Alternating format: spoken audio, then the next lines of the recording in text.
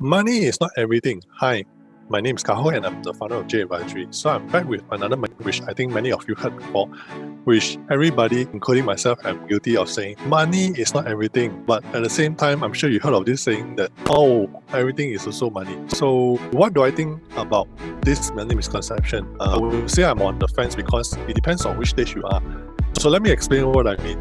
When people keep saying that, money is not everything, is because I think early in their life, like for example, myself, I used to say that because I came from a family where my parents worked hard to put everything in place, where we are provided for, and I'm truly grateful for that because it was only when I became a parent to 3 lovely kids that I keep saying that, hey, everything happens to be money, which really means about having to put food on the table, having a roof over your head, which really makes a very big difference between and depending on which stage you are, right?